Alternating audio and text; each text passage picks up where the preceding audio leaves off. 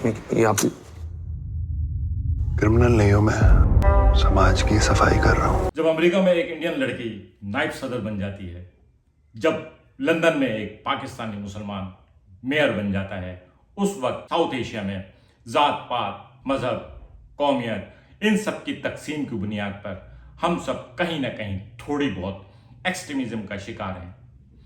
दुनिया इन सब चीज़ों को तोड़कर आगे बढ़ चुकी है और शायद हमारे पीछे रह जाने की एक बड़ी वजह हमारे अंदर एक्सट्रीमिज्म भी है। एक्सट्रीमिज्म को आमतौर पर दहशतगर्दी से जोड़ा जाता है, लेकिन एक्सट्रीमिज्म और टेररिज्म दो अलग अलग चीजें हैं। एक्सट्रीमिज्म में हम सब कहीं ना कहीं इसका शिकार हैं, थोड़ा बहुत, कहीं मजहब की बुनियाद पर, कहीं जात पात की बुनियाद पर, कहीं रंग रूप की बुनियाद पर, कहीं जबान की बुनियाद पर, और फिर उसके बाद समाजी स्टेटस की बुनियाद पर वो थोड़ी बहुत दिल में नफरत और कभी कभी इसका इजहार भी सिर्फ इस बुनियाद पे कर देते हैं कि सामने वाले की और कोई गलती नहीं है, लेकिन वो हमारे बनाए हुए ब्रैकेट में फिट नहीं बैठता। ऐसे ही किसी मुद्दे को लेके बॉलीवुड की नई फिल्म धड़क 2 आई है, जो बजाहिर एक रोमांटिक फिल्म पोर्ट्रे की जा रही थी, लेकिन ट्रेलर से भी हमें अंदाजा हो गया था कि ये डायरेक्ट लव स्टोरी नहीं है, बल्कि ये फिल्म सवाल उठा रही है। लेकिन इस फिल्म ने सिर्फ सवाल नहीं उठाया है,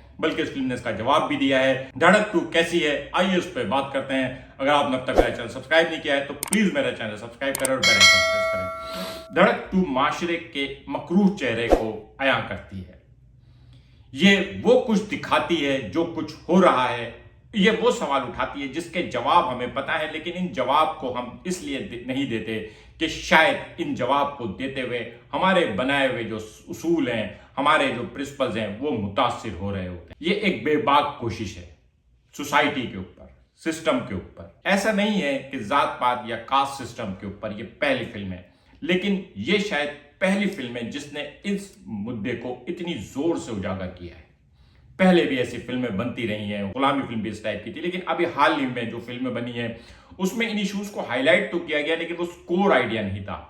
आश्रम बहरहाल दलित को एड्रेस कर रही थी। इनसाइड एज जिसमें सिद्धार्थ चतुर्वेदी एक बॉलर बना था और निचली जात का था, और उसके साथ जो कुछ रवैया रखा गया था वो हम देख चुके हैं। लेकिन धड़क 2 ने तो हद कर दी। इसने बिल्कुल खरा सच जो है ना सबके सामने ला के खड़ा कर दिया है। जो कुछ हो रहा है वो बताया है। हकीकत बात यह है कि इसी का एक डायलॉग है, जब तक होती नहीं है पता नहीं चलता, लेकिन यकीनन ऐसा कहीं ना कहीं हो रहा होता है, किसी और नाम से, किसी और तफरीक की बुनियाद पे। जरूरी नहीं है कि सिर्फ कास्ट सिस्टम पर ही है सब कुछ हो रहा हो, और भी हम वजूहात ढूंढ लेते हैं लोगों से नफरत करने के लिए, उनके किसी भी अमल के बगैर, सिर्फ उनकी नस्ल, उनकी जबान, उनकी शक्ल, उनकी तालीम या उनके स्टेटस पे। फिल्म धड़क ने एक नए कपल को इंट्रोड्यूस कराया था, और धड़क 2 ने एक डायरेक्टर शाजिया इकबाल को इंट्रोड्यूस कराया, और क्या कमाल की डायरेक्शन दी है। धड़क 2 की कहानी ऐसा गांव जहां पे वो लोग रहते हैं जिनसे आम सोसाइटी के लोग बात करना भी गवारा नहीं करते,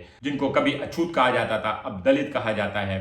और वहीं एक लड़का है नीलेश, जो शायद इस सब के खिलाफ जाना तो चाहता है, लेकिन उसका तरीका अलग है, और इसीलिए वो वकील बनकर कॉलेज में एडमिशन लेता है। उसका एडमिशन शहर के एक ऐसे कॉलेज में हो जाता है जहां पढ़ने वाले ज्यादातर तलबा जो हैं वो ऊंची जात के हैं। एक तो निचली जात का, दूसरा जिसको अंग्रेजी नहीं आती, और तीसरा गरीब। ये तमाम चीजें मिलकर नीलेश को उस क्लास में अनएक्सेप्टेबल बना देती हैं। उसकी क्लास की वजह से वो अपनी क्लास में एडजस्ट नहीं हो पा रहा। फिल्म का पहला हाफ जो है इस मुद्दे को बयान कर रहा है, जो फिल्म के सेकंड हाफ में बयान किया गया है। नीलेश को कदम कदम पे जो है ना रुकावटों का सामना करना पड़ता है, उसको तज़ीक का निशाना बनाया जाता है, उसके ऊपर तशद्दुद भी होता है, और ये सब कुछ सिर्फ इस वजह से हो रहा होता है कि वो एक बैकवर्ड जात से ताल्लुक रखता है। लेकिन फिल्म में उसकी दोस्ती एक ऊंचे घराने की लड़की विधि से हो जाती है। विधि का किरदार तृप्ति डर्मी ने किया है, और तृप्ति डर्मी की अदाकारी के ऊपर भी कोई शक नहीं है, अदाकारा वो बहुत अच्छी। एनिमल के बाद तो उसको हर कोई जानता है, स्पॉन्टेनियस एक्टिंग की है उसने। लेकिन उसकी ये दोस्ती जो है, यहाँ पे वही सिस्टम आ जाता है। जब भी लव स्टोरी होती है तो जालिम समाज होता है, और जालिम समाज किसी न किसी शक्ल में सामने आ जाता है। कहीं अमीर गरीबी होती है, कहीं कास्ट सिस्टम आ जाता है, और तो इसमें जो विलन है वो कास्ट सिस्टम है, लेकिन इसमें एक बहुत ही भयानक किस्म का विलन भी है। उस भयानक विलन का किरदार सोराब सचदेव ने अंजाम दिया है। सोराब सचदेव भी एनिमल की वजह से बहुत फेमिलियर हो गया, लेकिन वो एक्टिंग बहुत आला, और इस फिल्म में तो उसने कमाल कर दिया है। सोराब सचदेव एक अजीब और गरीब किस्म का विलन है। वो विलन तो है ही नहीं, वो तो पुण्य का काम कर रहा है। वो निचली जात वालों को सिर्फ इसलिए कत्ल करता है क्योंकि वो उसको माशरे के लिए खराबी समझ, और विधि के घर वाले उसको सुपारी देते हैं। आपने प्रोमो में एक सीन देखा होगा जिस विधि के घर वाले जब उसको पैसे देते हैं तो वो कहता है मैं क्रिमिनल नहीं हूं, क्योंकि वो कत्ल शौकिया करता है या वो कत्ल को जो है पुण्य का काम करके करता है। क्या होगा एंड? क्या नीलेश जो है वो कामयाब हो पाएगा? क्या नीलेश और विधि की शादी होगी? इस एंड को देखने के लिए तो आपको फिल्म देखनी पड़ेगी। लेकिन मैं आपको बताऊं, इस फिल्म का फर्स्ट हाफ थोड़ा सा रिलेटिवली स्लो है, जहां पे कहानी बिल्डअप हो रही है, लेकिन इसका इंटरवल का सीन और फिर सेकंड हाफ और क्लाइमैक्स के बारे में मैं एक बात कहूं कि क्लाइमैक्स के बारे में दो राय होगी। एक वो लोग होंगे जो इसके क्लाइमैक्स को बिल्कुल भी पसंद नहीं करेंगे, और एक वो लोग होंगे जो कहेंगे वाह। लेकिन क्लाइमैक्स बहरहाल मेरे हिसाब से क्लाइमैक्स बहुत परफेक्ट है। इस तरह की सब्जेक्टिव मूवीज का क्लाइमैक्स जो है वो फिल्मी नहीं होना चाहिए था, और इसका क्लाइमैक्स फिल्मी नहीं है। क्योंकि मैं इस पर कोई स्पॉइलर देने के मूड में नहीं हूं, इस वजह से मैं आपको क्लाइमैक्स तो रिवील नहीं करूंगा। लेकिन बहरहाल इसका क्लाइमैक्स जो है वो अलामती है, वो आप खुद ही अंडरस्टैंड करें कि एंड क्या होगा। ओवरऑल इसकी स्टोरी बहुत अच्छी है। जो बातें बताई गई हैं वो कहीं पे भी आपको आउट ऑफ द वर्ल्ड नहीं लगेंगी, बल्कि कहीं ना कहीं देखी और सुनी हुई लगेंगी। ये सारी बातें सोसाइटी में एग्जिस्ट करती हैं। सोसाइटी में ही नहीं बल्कि शायद उन तालीमी इदारों में जहां लोगों को अक्ल शऊर दिया जाता है, वहां पे भी ये चीजें एग्जिस्ट करती हैं, जो इंतहाई जहालत की निशानी। और इसी वजह से जाहिल और अनपढ़ के फर्क को हमेशा याद रखना चाहिए। फिल्म में बहुत सारे ब्रूटल सीन है, तशद्दुद के सीन है, आपको बहुत ज्यादा इमोशनल करेंगे, आप बहुत ज्यादा अटैचमेंट फील करेंगे। कहीं कहीं शायद आपको डिस्टर्बिंग भी लगे।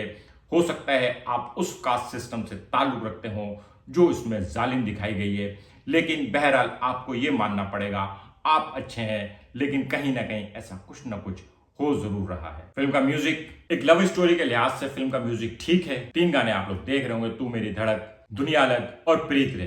गाने अच्छे हैं, फिल्म के साथ हैं, फिल्म के अंदर हैं, फिल्म को लेके आगे बढ़ रहे हैं। कहीं ना कहीं उनका भी कोई फिल्म के अंदर उनका कुछ ना कुछ हिस्सा है, फिल्म से बाहर नहीं है। ऐसे नहीं है कि आप गाने के दरमियान में जो है बाहर चले जाएं। मैं इस फिल्म को एक परफेक्ट फिल्म नहीं बोलूंगा, एक ऐसी फिल्म नहीं बोलूंगा कि आप कहेंगे आप जो है ना वो हिलने भी नहीं पाएंगे। लेकिन बहरहाल ये फिल्म इस काबिल जरूर है कि ये आपको इंगेज रखेगी, मुसलसल आपके दिमाग पे स्ट्राइक करती रहेगी। आप इस फिल्म को इंटरटेनमेंट से ज्यादा इनलाइटमेंट के तौर पे लेंगे। लेकिन ऐसा नहीं है कि आप ये फिल्म आपको एंटरटेन नहीं करेगी। फिल्म में क्यूरियोसिटी है, व्हाट नेक्स्ट, अब क्या होगा, ये चीजें तो साथ साथ चलती रहेंगी। लेकिन उसके साथ ही इसमें बहरहाल आपके सामने सवाल आते रहेंगे, और एंड शायद उसका जवाब भी लेकर आया। एक अच्छा मौजू, एक अच्छी फिल्म। ये फिल्म शायद बिजनेस के मामले में सैयारा के करीब भी नहीं पहुंच सकेगी। इसका लाइफ टाइम बिजनेस जो है वो शायद सैयारा के 3 दिन के फर्स्ट 3 डेज के बिजनेस के भी करीब नहीं पहुंचेगा, या हो सकता है कि सैयारा के सिर्फ 1 दिन के बिजनेस के करीब भी ना पहुंचे। लेकिन ये फिल्म जब OTT पे आएगी तो बहुत ज़्यादा पसंद की जाएगी। फ्राइडे वाले दिन इस फिल्म के जो टिकट हैं वो डिस्काउंट रेट पे दस्तियाब हैं। शायद इसकी वजह से फुटफॉल हो, और अगर इसकी माउथ पब्लिसिटी पॉजिटिव आई, जो मेरे हिसाब से आनी चाहिए, तो ये फिल्म ठीक ठाक बिजनेस भी कर सकती है। लेकिन बज़ाहिर नहीं नज़र आ रहा, लेकिन ये एक अच्छी फिल्म है। आप इस बात को अपने पास नोट कर सकते हैं कि अगर आप सिनेमा पे ये फिल्म देखने नहीं जा रहे तो फिर आप वेट करें, और जब भी ये OTT पे रिलीज हो आप इसको पहली फुर्सत में जरूर देखेंगे। आज का व्लॉग कैसा लगा कमेंट करके बताइएगा। मिलेंगे अगले किसी व्लॉग के साथ। शुक्रिया।